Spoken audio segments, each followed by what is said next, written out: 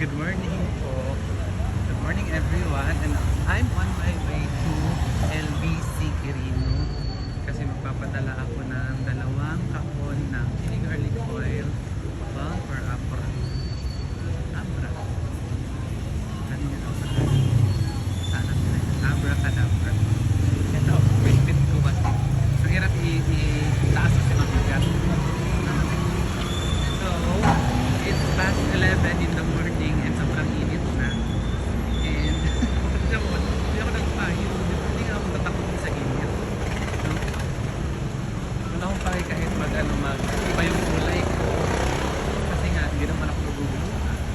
Hindi naman ako nag-bleach. Wala naman ako nilalagay na po ano sa katawan ko. Hindi ako naguguluhan. So, padala muna tayo and then may isa-sort ako mamaya ng mga orders kasi dadalhin ko sa school kasi this afternoon punta ko ng school. So yun, bibitbitin ko lahat bibitbitin ko lahat yung mga orders. Medyo mabigat pero laban lang, ganun talaga. So dalawang ang bigat, parang more than 3 kilos ang isang box or yung Tupperware kasi nga hindi na pumapayag sa LBC yung box. I don't know kung bagong policy nila yun, pero imagine almost 5 years ako nagpapadala sa LBC na nakabox, wala naman nababasa. Siguro bagong policy nila kasi siguro may mga ibang nagpapadala na nababasagan. Ako never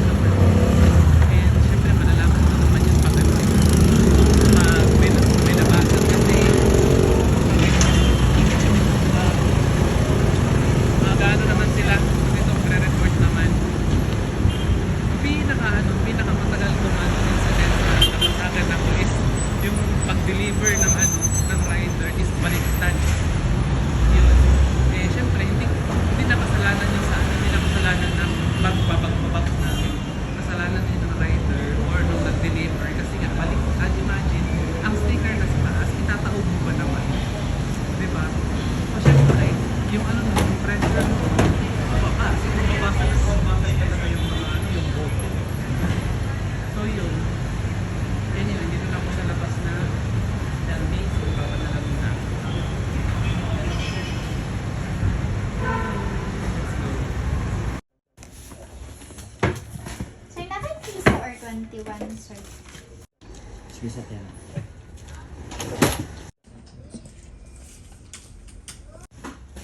BP man ni ma'am, no? Kami ko sa ratos ka ng ano lang. Okay, so ayun. Dahil na tayo magpadala sa LBC. I mean, mag-drop. Yung box, actually naka-Tupperware siya. Yung parang nakalakin lang. So, binigyan nila ako ng bagong cargo slip pa to. Ito. Iba na yung itsura para pag punta ko doon dyan next time, hindi na sila maglalagay ng panibagong sticker. Kasi yung sticker na meron ako yung pinaka pa nila yung pang general, parang ganun. Pero general cargo din naman kasi ito. Ewan ko na. Ayun. So, ano yung nakikita mo na ano yung nakikita mo na pinipilapan sa pinipilapan dun sa counter, yun yung meron ako. Tapos ito, ewan ko, pang special siguro. Alas 2 na, mainit na, mag-alas 12 na ng tanghali. And, may kikwento ko pagkatapos kong tumawid. So, ito na nga. Diba nagpadala ako? Dalawa lagi ang nandoon sa dalawa lagi ang naka-duty dyan sa branch na yan. Isang babae at isang lalaki. And every time na pag yung lalaki kasi ang don't get me wrong don't get me wrong, hindi ako galit sa'yo, sir. Minsan naiirita lang talaga ako kasi sa lagi kong pagpapadala dyan, may record ako. And then, syempre, alam ko naman na, syempre nagpa-verify kayo, may tinatanong kayo, gano'n. Pero, ang pinagtataka ko lang is tanong, hindi mo sina-check yung label. Una yan, hindi mo sina-check ang label. Pangalawa, nagtatanong ka kung ano ang laman. Eh, kumbaga, binabanggit ko na before ko siya ibigay. So hindi ka nakikinig. And then, binibigyan kita ng tawag nito, yung butal na pera. Let's say for example, 826. Binibigyan kita ng 1,026 for you to give me 200 pesos na change. Tapos, tatanungin mo pa sa akin, 1,026 to sir, no? Bakit hindi ko bilangin? So, alam mo yung tinatawag na common sense, sir. Kaya siguro, as in, lahat na lang, inaano niya yun. Basta, yung action sir na nakakairita, promise. Pero hindi ako galit sa'yo, ha? Baguhin mo lang kasi may mga So, ayun. May mga tao kasi sir na tao nito, hindi ganoon kataas ang patience, no? Kaya marami na minsan naiirita or nagagalit. Isa na siguro ako dun sa nairita, pero hindi naman ako nagalit. Pero kitang-kita na sa mukha ko yung pagkadismaya at saka pagkairita. Kaya ang sabi nung ewan ko, yung team lead siguro nyo yun, or yung branch manager na siya na ang tatapos. Kasi nga, yung sa akin is very basic, hindi siya complicated na parcel. And then, ang pinagtataka ko kasi kompleto na siya ng mga stickers. Yung stickers ko na fragile at saka perishable, di ba may sticker na ng fragile, may sticker ng perishable, magkaiba ang location niya dito na side at kabilang side. Pinatungan niya yung fragile ng perishable na sticker at saka yung perishable na sticker, pinatungan niya ng fragile. Asan yung geto, sir? Sabi ko na kanya, nagdoble-doble ka na ng sticker, pinagpalit mo lang, pinatungan mo pa. So, doon na nagsabi si ate na ako na nga dyan kay sir, sabi niya. Kasi nakita ni ma'am, naiirita talaga ako, promise. Kasi, hindi ko alam.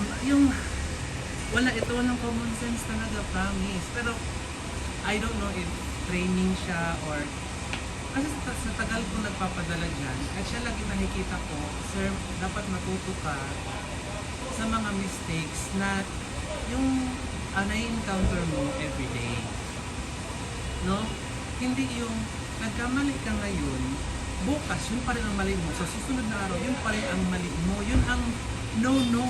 Pag nagtatrabaho ka, sir, i-absorb mo lahat yung pwede mo ma-absorb for today. And then, pag alam mo na may mali ka, isipin mo ay mali ako dito. So, ano ang pwede kong gawin para makorek ko to? Or pwede mas ma-modify ko na hindi ako magkamali sa susunod na transaksyon. And then, always make sure, sir, na kailangan mong tingnan yung mga ipinapadala. Una, meron ka namang label. Huwag mo na, syempre, nagsabi na nga ako, di ba?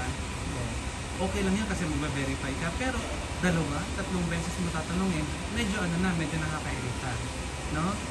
And syempre sabi ko, sir, meron na siyang record. So pull out the record. I-pull mo yung record ng ng papadalan ko para makita mo mismo kung ano yung pinapadala ko, no? Aside from the fact na sinabi ko kung ano ang laman nun. So yun ang medyo nakakairita. Nakakainis talaga, promise. So, ayun, again, hindi naman tayo perfect. Lahat tayo hindi tayo perfect. Pero alam mo yun, pag nagtatrabaho tayo, kahit saan ng industry, hindi pwede yung nagkamali ka ngayon, kinabukasan yun pa rin ang same mistake na gagawin mo. Kailangan, every single day, you have to improve. Yun yung laging mong tatandaan, no? Kasi, syempre, if yan yung nagbibigay sa inyo ng pangkabuhayan o yan yung bumubuhay sa inyo, kailangan yung pagbutihan, kailangan yung pagsikapan, no? Naiintindihan ko, sir, na siguro bago ka pa lang, pero again, this is my advice. Huwag mong uulitin or sana hindi maulit ang mistake na ginagawa mo every single day because sa ilang beses ng transaction ko dyan sa LBC, same ang mistakes na ginagawa mo. And imagine, nare-remember mo ako, pero hindi mo ma-remember yung transaction ko. So, ako kasi, pag tawag nito yung, pag nakikita ko kasi ang pag nakikita ko kasi ang tao, tapos ng beses ko na-encounter, naaalala ko siya. So, dapat maging familiar ka din sa sa mga tao na nagpapadala dyan sa inyo. At saka maging mas familiar ka sa mga ginagawa mo. No, para hindi ka lagi nagkakamali, no?